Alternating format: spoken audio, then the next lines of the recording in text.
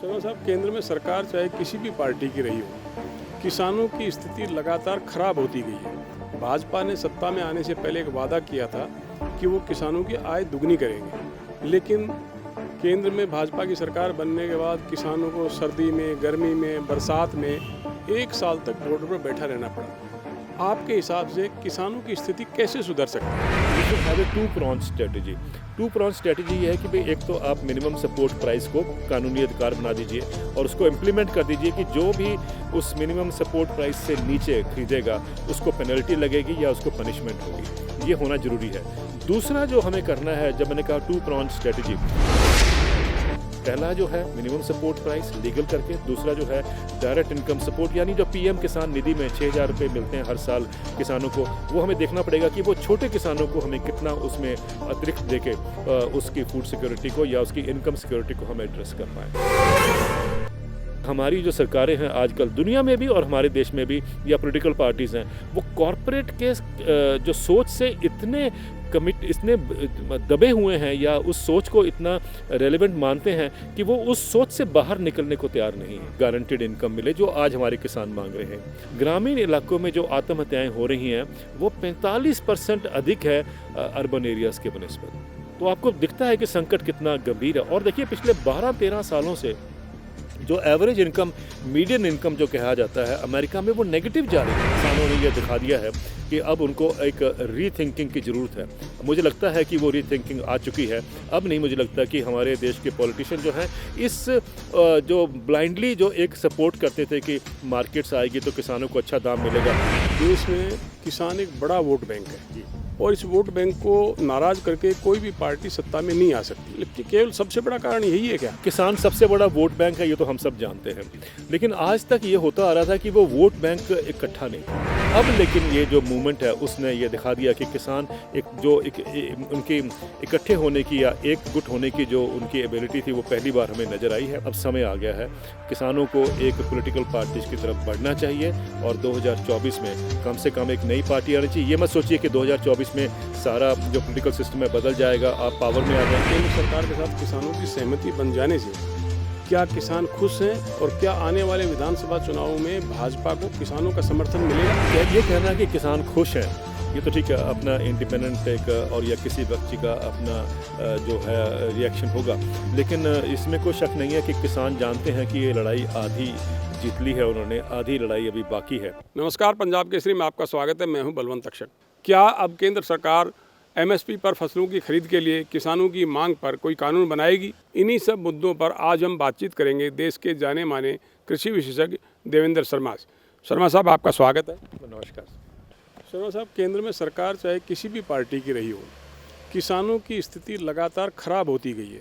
भाजपा ने सत्ता में आने से पहले एक वादा किया था कि वो किसानों की आय दुगनी करेंगे, लेकिन केंद्र में भाजपा की सरकार बनने के बाद किसानों को सर्दी में, गर्मी में, बरसात में 1 साल तक बॉर्डर पर बैठा रहना पड़ा। आपके हिसाब से किसानों की स्थिति कैसे सुधर सकती है? मैंने आपसे अभी कहा कि किसानों की सिचुएशन का, जैसे मैंने कहा कि एक लॉस तो वापस हो गए, पहला कदम तो लिया जा चुका है और सेकंड कदम जो है हमें मिनिमम सपोर्ट प्राइस को कानूनी अधिकार देना। लेकिन मेरा मानना है कि we should have a two pronged strategy. Two pronged strategy ये है कि भाई एक तो आप मिनिमम सपोर्ट प्राइस को कानूनी अधिकार बना दीजिए और उसको इम्प्लीमेंट कर दीजिए कि जो भी उस मिनिमम सपोर्ट प्राइस से नीचे खरीदेगा उसको पेनल्टी लगेगी या उसको पनिशमेंट होगी। ये होना ज़रूरी है। दूसरा जो हमें करना है, जब मैंने कहा टू प्रॉन्ज स्ट्रेटजी, मेरा फिर भी मानना है कि जब यह कानूनी अधिकार हम बना देंगे तब भी 40% या 50% के बीच में देश में किसान होंगे जिनके पास बेचने को कुछ नहीं होगा या मार्केट में कुछ लाने को नहीं होगा। तो वो उनको तो कुछ फ़ायदा नहीं हुआ ना, लेकिन वो एक जो कहते हैं ना हाउस होल्ड फूड सिक्योरिटी, यानी अगर हम देखें हर परिवार को एक फूड सिक्योरिटी की ज़रूरत होती है। अगर आपके पास छोटी ज़मीन है, छोटा रकबा है, तब भी वो आपकी फूड सिक्योरिटी नीड्स को एड्रेस करता है। अगर सपोज़ करिए वो किसान ना उतना भी जितना अन्न पैदा करते हैं अपने में 1 एकड़ या 2 एकड़ या जितना भी उससे कम में है, तो वो उनका जो अगर नहीं करेंगे तो देश को इम्पोर्ट करना पड़ेगा।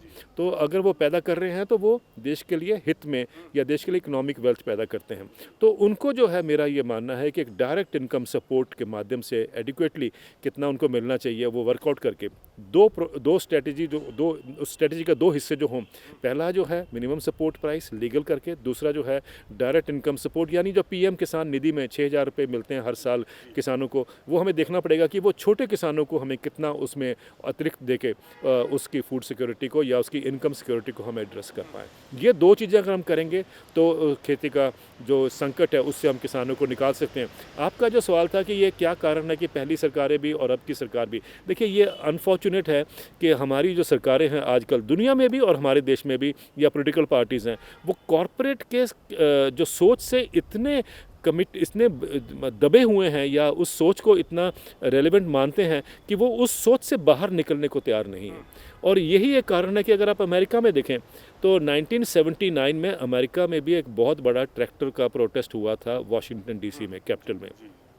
उस समय के किसान वहाँ पर ये मांग रहे थे कि उनको एक इनकम पैरिटी मिले, यानी अगर हमारी भाषा में कहें तो एक गारंटेड इनकम मिले, जो आज हमारे किसान मांग रहे हैं। वहाँ पर अगर उस समय उन्होंने वो दे दिया होता, किसानों को एक गारंटेड इनकम दी होती, तो मेरा मानना है कि दुनिया में आज खेती का जो शक्ल है या खेती का जो क्राइसिस है वो नहीं होता, क्योंकि हमारी सबकी कोशिश रहती है कि हम वहाँ से अमेरिका में जो होता है उसको फॉलो करें। जैसे हमारे रिफॉर्म्स अभी आए हैं वो भी कट एंड पेस्ट अमेरिका से करके हमने भारत में चिपका दिए।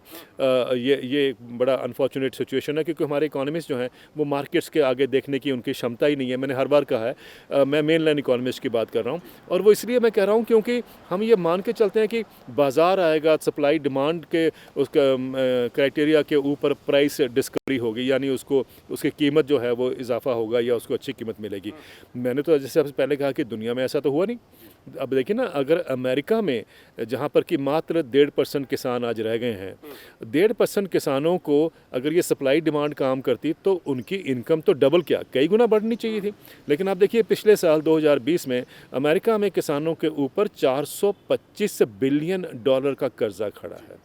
ये सिचुएशन है कि बाज़ार वहाँ 150 साल से ऑपरेट करता है। ये मतलब अमेरिकन सिविल वॉर 1865 में ख़त्म हुई थी और आज हम 2021 में चल रहे हैं, तो 150 साल के बाद भी हम देख रहे हैं कि क्राइसिस जो है वो गंभीर होता गया है अमेरिकन एग्रीकल्चर में। इतना सीरियस है, शायद हमारे देश के लोग नहीं जानते कि अमेरिका में जो खेती में तो नहीं, मैं कहूँगा ग्रामीण इलाकों में, क्योंकि वहाँ भी खेती पे अलग अध्ययन नहीं है, ग्रामीण इलाकों में जो आत्महत्याएं हो रही हैं वो 45% अधिक है अर्बन एरियाज़ के बनिस्बत। तो आपको दिखता है कि संकट कितना गंभीर है। और देखिए पिछले 12-13 सालों से जो एवरेज इनकम, मीडियन इनकम जो कहा जाता है अमेरिका में, वो नेगेटिव जा रही है। सब्सिडीज़ मिलती हैं उनको हर 5 साल के बाद, बहुत मैसिव सब्सिडी मिलती हैं, उसके बावजूद भी अगर मार्केट्स उनको अच्छा नहीं दाम दे पा रही हैं, तभी तो ये क्राइसिस वहाँ पर अमेरिका में इतना गंभीर होता गया। और ये अमेरिका ही नहीं, कनाडा को देख लीजिए, यूरोपियन यूनियन को देख लीजिए, ऑस्ट्रेलिया को देख लीजिए। तो मेरा कहने का मतलब है जो सारी दुनिया में ये मार्केट रिफॉर्म्स फेल हो गए हैं, तो हमारे जो, जैसा आपने कहा कि कुछ लोग जो हैं वो पहले भी बोलते थे, कुछ लोग अब भी बोलते हैं, मुझे लगता है कि अब किसानों ने यह दिखा दिया है कि अब उनको एक रीथिंकिंग की ज़रूरत है। मुझे लगता है कि वो रीथिंकिंग आ चुकी है। अब नहीं मुझे लगता कि हमारे देश के पॉलिटिशियन जो हैं इस जो ब्लाइंडली जो एक सपोर्ट करते थे कि मार्केट्स आएगी तो किसानों को अच्छा दाम मिलेगा, शायद अब उससे कम से कम वो एक उनको एक सचेत हो गए हैं कि ये ठीक नहीं था फिनोमिना। और ये देश के किसानों की बड़ी बड़ी अचीवमेंट है कि उन्होंने देश को दिखा दिया कि साहब आपको एग्रीकल्चर को एक दूसरे तरीके से देखने की ज़रूरत है। अच्छा शर्मा साहब, ये बात तो आप मानते होंगे कि देश में किसान एक बड़ा वोट बैंक है जी। और इस वोट बैंक को नाराज़ करके कोई भी पार्टी सत्ता में नहीं आ सकती। आम तौर पर एक जो धारणा बनी है वो यही बनी है कि केंद्र सरकार ने जो तीनों कृषि कानून वापस लिए वो आने वाले पंजाब, उत्तर प्रदेश और कुल मिला के 5 राज्यों के विधानसभा चुनाव थे। आपने माना भी है, लेकिन केवल सबसे बड़ा कारण यही है क्या? देखिए, ये जो कि किसान सबसे बड़ा वोट बैंक है ये तो हम सब जानते हैं, लेकिन आज तक ये होता आ रहा था कि वो वोट बैंक इकट्ठा नहीं था, वो वोट बैंक बंटा हुआ था, चाहे वो कास्ट के कारण हो, रिलीजियस या आइडियोलॉजी, जो भी आप कहें, पॉलिटिकल आइडियोलॉजी, जो भी, सब कुछ मिला के वो बंटा हुआ था, अलग अलग खेमों में था। उसका रिज़ल्ट ये था कि कभी भी एज ए फार्मिंग कम्युनिटी वो देखा नहीं गया और ये माना गया कि भाई वोट बैंक है, उसके दो ही रोल हैं, या तो वोट बैंक है या वो लैंड बैंक है। यही हम मानते थे किसान के दो रोल हैं। तो अब लेकिन ये जो मूवमेंट है उसने ये दिखा दिया कि किसान उनकी इकट्ठे होने की या एक गुट होने की जो उनकी एबिलिटी थी वो पहली बार हमें नज़र आई है, और वो नेशन के लेवल पर। और मुझे लगता है कि ये एक बहुत बड़ी अचीवमेंट है इस किसान आंदोलन की। हम पंजाब में नहीं कभी एक्सपेक्ट कर रहे थे कि 32 यूनियन जो हैं कभी इकट्ठी एक प्लेटफॉर्म पे बैठेंगे, आपको तो इस बात का पता ही है। लेकिन वो यहाँ पर तो कभी नहीं इकट्ठे बैठे, लेकिन कम से कम दिल्ली के बॉर्डर पे तो वो कम से कम इकट्ठे बैठे, और उससे बहुत आशाबंदी है फार्मिंग कम्युनिटी में भी, और देश में की पॉलिटिक्स में मुझे लगता है कि अब एक उतार चढ़ाव की ज़रूरत है। मैंने ये हर बार कहा है कि शायद ये अब एक समय आ गया है, क्योंकि पहली बार ये इकट्ठे हुए हैं। आप जानते हैं मैं पिछले 30 सालों से कम ये प्रयास कर रहा था कि किसान जो है वो अवेयर हो, उसको चेतना जो है वो बहुत ज़रूर थी। और वो प्रयास जो थे, मुझे कई जगह ये सवाल पूछा गया कि आपको अब शायद सेटिस्फाइड आप होंगे कि भाई किसान इकट्ठे हुए हैं। मैंने कहा बिल्कुल इसमें कोई शक नहीं है कि भाई इकट्ठे हुए हैं और यही ज़रूरत थी। अब ये अपनी बात को और भी मजबूती से रख पाएंगे। लेकिन मुझे लगता है कि अगर 50% देश की पॉपुलेशन खेती से सीधी जुड़ी हुई है, तो अब समय आ गया है कि ये वोट बैंक जो कि 50% है देश का, उसको चाहिए कि पॉलिटिकल पार्टीज़ के ऊपर डिपेंड करने के बजाय हम क्यों ना अपने आप को ही एक डिसीजन मेकिंग के उस पर सिचुएशन पे लेके आएँ। मेरा मानना है कि आने वाले कुछ सालों में, स्पेशली 2024 से में जो इलेक्शन है उसके लिए ये होना चाहिए, ज़रूर किसानों को प्रयास करना चाहिए कि एक नई पॉलिटिकल पार्टी बनाएं, और देश की जो इकोनॉमिक सोच है तभी बदलेगी जब किसान जो है उसकी जो बागडोर है वो अपने हाथ में लेगा। और इसलिए मेरा मानना है कि अब समय आ गया है, किसानों को एक पॉलिटिकल पार्टीज़ की तरफ बढ़ना चाहिए, और 2024 में कम से कम एक नई पार्टी आनी चाहिए। ये मत सोचिए कि 2024 में सारा जो पॉलिटिकल सिस्टम है बदल जाएगा, आप पावर में आ जाएंगे। आप जानते हैं जनसंघ की 2 सीटें हुआ करती थी एक ज़माने में, और आज वो 2 टर्म हो गई हैं उनकी, इतने डोमिनेंट उसी पार्टी के नए रूप में सरकार जो 2 साल से 2 टर्म से इतने डोमिनेंटली जो रूल कर रही है। तो क्यों नहीं किसान ये सोचें कि आने वाले सालों में 2024 की अगर मेन जो इलेक्शन होंगी उससे अगर हम शुरू करें, तो मुझे लगता है कि गलत नहीं होगा। यही एक रास्ता जो है आगे किसानों को अडॉप्ट करना चाहिए। मैं आपसे जानना चाहता हूं कि कृषि कानून वापस लेने और दूसरी मांगों पर केंद्र सरकार के साथ किसानों की सहमति बन जाने से क्या किसान खुश हैं, और क्या आने वाले विधानसभा चुनावों में भाजपा को किसानों का समर्थन मिलेगा? देखिए, क्या ये कहना कि किसान खुश हैं, ये तो ठीक है, अपना इंडिपेंडेंट एक और या किसी व्यक्ति का अपना जो है रिएक्शन होगा।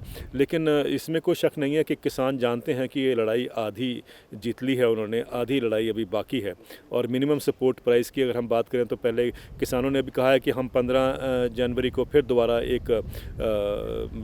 SKM जो है वो मिलेगा और सोचेगा, उस पर रिव्यू करेगा। वो तो एक बात होगी। लेकिन एक और बात उन्होंने कही है कि अगर मिनिमम सपोर्ट प्राइस नहीं मिलता है तो 2023 में एक आंदोलन फिर लॉन्च किया जाएगा।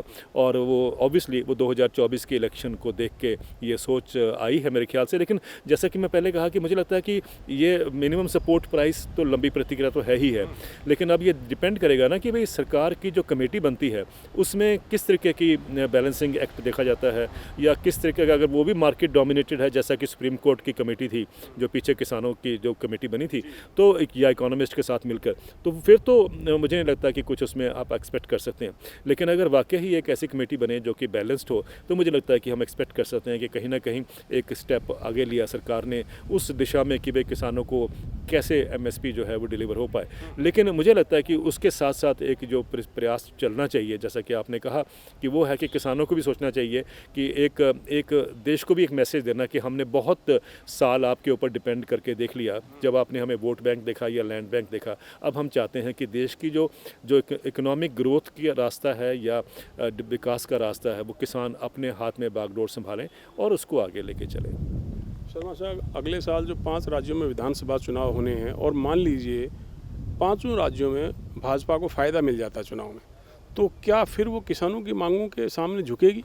ये सवाल तो अपने आप में बड़ा है, और आपने इसका मुझे लगता है कि इशारा आपकी तरफ से बड़ा साफ़ है कि जब वो सोचेंगे कि भाई अब हम इतना कुछ होने के बावजूद भी अगर भाजपा पावर में वापस आती है तो इसका मतलब लोग उनके साथ हैं, तो वो जो भी कुछ आगे करना चाहें वो ठीक है। वो देखिए, किसी भी पॉलिटिकल पार्टी जो रूलिंग उस क्लास है, वो कुछ भी करने में या कुछ भी पॉलिसीज़ लाने में वो सक्षम है। लेकिन मैं ये इतना मानता हूँ कि भाई देश के अगर लोग खुश नहीं है तो वो पार्टी उसको रीथिंकिंग करनी पड़ती है, करनी चाहिए।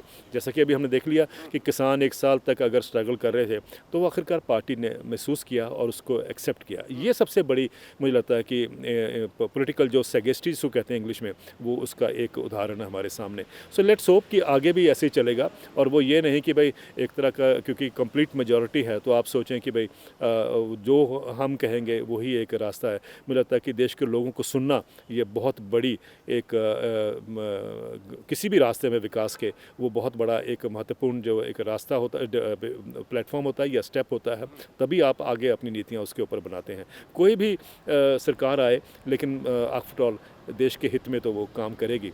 और लेट अस एक्सपेक्ट कि भाई आने वाले दिनों में चाहे रिजल्ट्स कुछ भी हों लेकिन हम ऐसे देश की तरफ बढ़ें जहाँ पर खेती के जो लोग जुड़े हुए हैं वो भी एक तरह का प्राइड महसूस करें साहब, उनको भी एक तरह का गर्व हो कि मैं खेती कर रहा हूँ। ये क्या इमेजिनेशन है कि लोग खेती को सोचते हैं गंदी धोती हो, गंदा कुर्ता हो, मैली सी उसकी पगड़ी हो, जूते फटे हुए हों। ये इमेजिनेशन जो किसान की है उससे हमें निकाल कर मतलब आम जो एवरेज जो हम शहरों में लोग देखते हैं, सिटीज़न को देखते हैं, उस तरीके के क्यों नहीं, उस लेवल पे हम क्यों नहीं किसान की जो इमेज है उसको वहाँ पर क्यों नहीं लेके आ सकते। और उसके लिए सबसे बड़ी इंपॉर्टेंट चीज़ है कि उसकी इनकम जो है जब बढ़ाएंगे, अगर इनकम बढ़ेगी तो बाकी जो उसके जो उसकी कमियां हैं या जो उसकी रिक्वायरमेंट्स हैं वो अपने आप एड्रेस हो जाती हैं। आखिरी सवाल है शर्मा जी, 1 साल तक किसानों ने बड़े धैर्य से, बड़े हिंसात्मक तरीके से, बड़ी एकजुटता से ये केंद्र सरकार के खिलाफ लड़ाई लड़ी। मान लीजिए कि बाकी मांगों पर गौर नहीं किया जाता तो क्या किसान फिर इतनी ही एकजुटता के साथ केंद्र के खिलाफ लड़ाई लड़ेंगे? देखिए, देखने में तो ये मुश्किल लगता है और ये एक बात कही भी जा रही है कि शायद मतलब जैसे आपने क्या कहेंगे उसके शब्द के लिए कि कमिटमेंट के साथ किसान अभी आए थे और देखा जिस लार्ज नंबर्स में भी आए थे कि वो अगले रिफॉर्म में अगले अगर प्रोटेस्ट में जब भी कभी उनको ज़रूरत पड़ जाए तो क्या पॉसिबल होगा। देखिए, इसके 2 तरीके हैं देखने के। एक तो है कि शायद ये नहीं पॉसिबल होगा, लेकिन दूसरा ये भी है कि अब लोगों में इतनी चेतना आ गई है, इतनी एनर्जी आ गई है, इतना जो कहते हैं ना वो डर से निकल गए हैं और वो जो एबिलिटी है वो मुझे लगता है कि वो शायद बड़े नंबर्स में बाहर आएंगे। और दूसरी बात ये भी है कि जब हमारे किसान नेता सारे देश में जाके आने वाले दिनों में ये मैसेज को आगे कन्वे करेंगे तो किसान में जब जागृति आ जाएगी, जब चेतना वो आ जाएगी जो उस लेवल की, मैं सारे देश की बात कर रहा हूँ, तो सिर्फ पंजाब हरियाणा ही नहीं, तो आप देखेंगे वहाँ भी जो है एक तरह की अपराइजिंग हम देखेंगे। वो बहुत ज़रूरी भी है क्योंकि जिस दिन किसान को एक इन्फॉर्मेशन ठीक मिलती है, वो समझता है, एनालाइज करता है, वो उसकी ताकत बनती है। और वो ताकत आज मुझे लगता है कि हमारे पास अब हम सक्षम हैं उस ताकत को और भी बिल्डअप करने के लिए। तो इसके 2 तरीके हो सकते हैं देखने को आपके सवाल के। हो सकता है कि जो आप कह रहे हैं कि वो ठीक हो या डर जो है वो ठीक हो निकल आए कि भाई आगे इतना बड़ा प्रोटेस्ट ना हो पाए, लेकिन ये भी हो सकता है कि वो प्रोटेस्ट और भी बड़ा हो जाए, बल्कि और भी स्टेट गवर्नमेंट्स जो हैं या जैसे ईस्ट की हों या साउथ की हों, वहाँ भी जो प्रोटेस्ट है वो और बढ़ जाए। तो ये दोनों पॉसिबिलिटीज़ हैं। तो मुझे लगता है कि हम क्यों उस सिचुएशन में जाना चाहते हैं, क्यों नहीं हम एक ऐसा सोल्यूशन लेके आते हैं जिसमें नॉर्थ के हों या साउथ के किसान हों या ईस्ट या वेस्ट के जो भी हों, उनका जो है एक प्रगति हो, उनका इकोनॉमिक वायबिलिटी हो एग्रीकल्चर में। और मैंने हर जगह कहा है कि agriculture is the only sector that can act as a booster dose for the economy. और अगर हम एग्रीकल्चर पे ध्यान देंगे तो मेरा मानना है कि हमारे देश की इकोनॉमी तो ग्रो करेगी, लेकिन जीडीपी जो है वो दौड़ेगी। तो ये अगर हमारा मॉडल हम उसको इख्तियार करते हैं, even if it is rethinking जो पुराने मॉडल से, वही एक रास्ता है। और जैसे कि पहले कहा सर कि हर चीज़ का समय आ गया है, अब समय आ गया है कि हमें 20वीं सदी की जो इकोनॉमिक सोच है उसको डिस्कार्ड करके 21वीं सदी की इकोनॉमिक सोच में जाना है और वहाँ पर किसानों को एक गारंटेड या लाभकारी मूल्य मिलना बहुत ही ज़रूरी है। तो मैं तो इसी आशा के साथ सोचता हूँ कि आने वाले दिनों में सरकारें जो हैं इस पर ध्यान देंगी। शुक्रिया शर्मा साहब पंजाब केसरी बातचीत के लिए। नमस्कार सर, धन्यवाद। तो ये थे देश के जाने माने कृषि विशेषज्ञ देवेंद्र शर्मा, जिनका मानना है कि देश के लिए और खेती किसानों के लिए यही फ़ायदेमंद है कि उन्हें लाभकारी मूल्य मिले, और लाभकारी मूल्य मिलेगा तभी किसान खेती किसानी पर गर्व महसूस कर सकेगा। पंजाब केसरी के लिए कैमरामैन अमित वालिया के साथ बलवंत तक्षक, चंडीगढ़।